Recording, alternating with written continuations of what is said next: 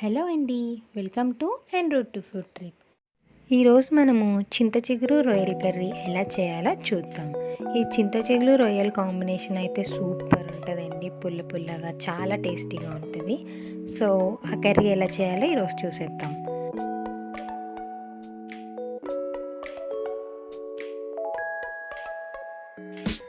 First మనం చింతచిగురు తీసుకోవాలండి. లేత చింతచిగురు మీడియంగా ఉన్నది తీసుకొని ముందు దాన్ని మనం నలుపుకోవాలి. ఎందుకంటే ఆకుగా ఉంటే అది సరిగ్గా అంత ఉడకదనమాట. సో అది మనం మెత్తగా పౌడర్ లాగా నలిపేసుకోవాలి. 2 హ్యాండ్స్ యూస్ చేసి వీడియోలో చూస్తున్నారు కదా, ఆ విధంగా ఆకును మొత్తం నలిపేసుకోవాలన్నమాట.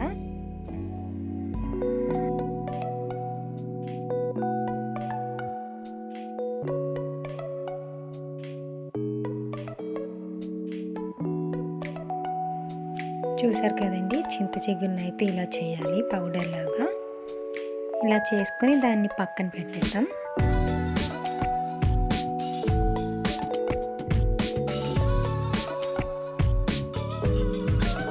ప్యాన్ పెట్టుకొని కొంచెం ఆయిల్ వేసుకోవాలి. ఇప్పుడు నీట్గా క్లీన్ చేసుకున్న 1 కప్ రొయ్యలు వేయాలి. ఆ రొయ్యల్ని ఇప్పుడు ఒక 5 మినిట్స్ వరకు మగ్గనివ్వాలి.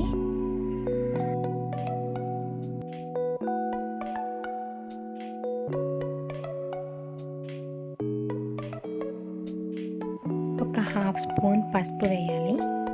పసుపు వేసి మొత్తం మిక్స్ చేసేసి రొయ్యలు మగ్గేదాకా ఉంచి పక్కన పెట్టేసుకోవాలండి.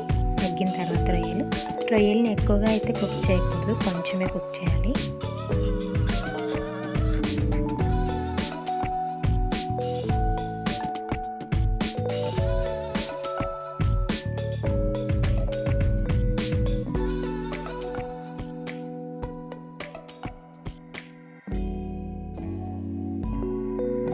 ఇప్పుడు అదే ప్యాన్లో కొంచెం ఆయిల్ వేసుకొని ఒక ఉల్లిపాయ, పచ్చిమిరపకాయలు వేయాలి.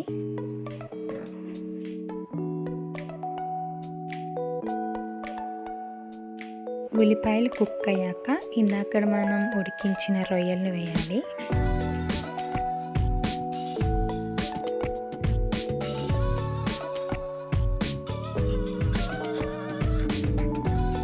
ఇప్పుడు ఇందాక నలిపి పక్కన పెట్టుకున్న చింతచిగురు వేయాలి.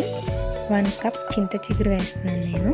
1 కప్ రొయ్యలకి 1 కప్ చింతచిగురు పడుతుంది. ఈ చింతచిగురు క్వాంటిటీ అనేది నలుపుకున్న తర్వాత క్వాంటిటీయే మనం చూసుకోవాలి.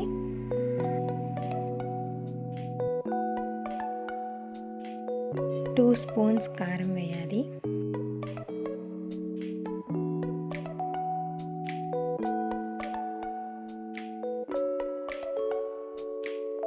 వన్ స్పూన్ కల్లుప్పు వేయాలి. ఇది వేసాక మొత్తం బాగా కలుపుకోవాలి.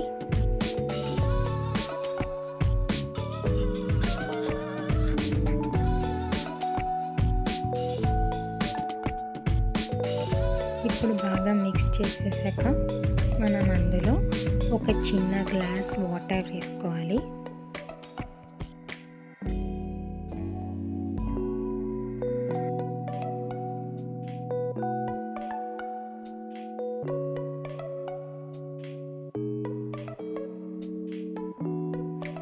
ఇప్పుడు వాటర్ వేసాక ఒక నిమిషం వరకు అలా తిప్పుకొని మూత పెట్టేసుకొని 15 మినిట్స్ వరకు ఉడికించాలి మనం.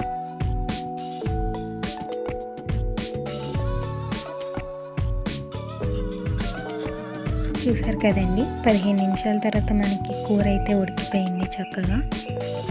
కూర అయితే ఇప్పుడు రెడీ అయిపోయింది మనకి. అదండి, చింతచిగురు రొయ్యలు ఎలా చేయాలో చూసాం కదా ఈరోజు. ఈ వీడియో మీకు నచ్చింది అని అనుకుంటున్నాను. నచ్చితే కనుక లైక్ చేయండి. ఇంకా ఎవరైనా మన ఛానల్ని సబ్స్క్రైబ్ చేయకపోతే సబ్స్క్రైబ్ చేసేయండి. ఇంకా మంచి వీడియోస్తో, మంచి రెసిపీస్తో మీ ముందుకు వస్తాను. Until then, bye bye, have a good day.